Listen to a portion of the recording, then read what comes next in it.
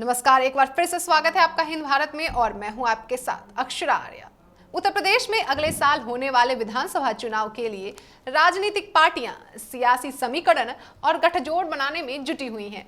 इसी बीच बहुजन समाजवादी पार्टी प्रमुख मायावती भी 2022 चुनाव के लिए कोई कसर बाकी न छोड़ने के मूड में दिख रही हैं, क्योंकि यह चुनाव उनके लिए आर या पार की लड़ाई साबित होने वाला है। यही वजह है कि मायावती ने लखनऊ में डेरा जमा रखा है और 2022 की सियासी जंग फतेह करने के लिए कास्ट फॉर्मूला तैयार किया है।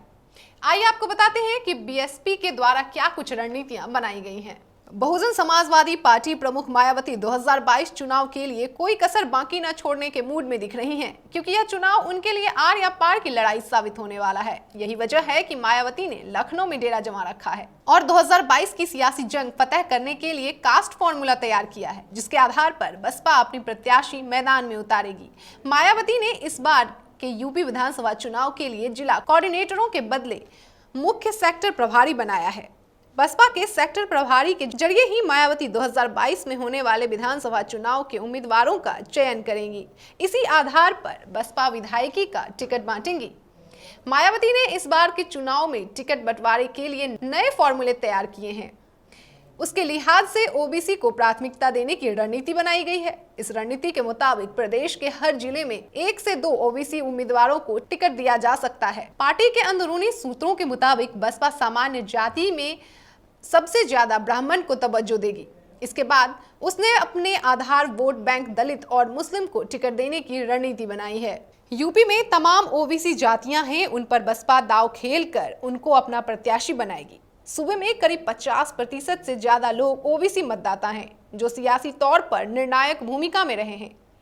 सामान्य जातियों की बात करें तो उसमें सबसे ज्यादा ब्राह्मणों को टिकट देकर मायावती ब्राह्मणों को खुश करना चाहती हैं। ब्राह्मणों को टिकट देने का मकसद यह माना जा रहा है कि ब्राह्मण भाजपा से नाराज हैं, इसलिए बसपा ब्राह्मणों को उम्मीदवार बनाकर इलेक्शन में खड़ा करके 2022 विधानसभा चुनाव में बीजेपी के वोट बैंक में सेंधमारी करना चाह रही है। अभी तक ब्राह्मण भाजपा के साथ खड़ा था, लेकिन यूपी की भाजपा सरकार पर विपक्षी दलों द्वारा लगातार जातिवाद के आरोप लगाने के बाद दलों ने उनसे दूरी बना ली है। इसलिए अब मायावती की नजर ब्राह्मण वोटों पर है।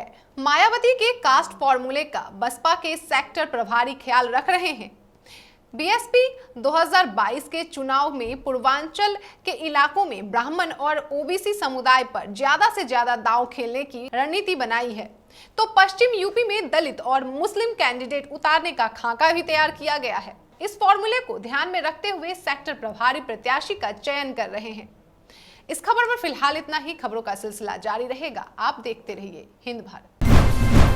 अब 20 जुलाई से जियो टीवी पर भी आप देख सकेंगे आपका अपना चैनल हिंद भारत, आपकी अपनी आवाज।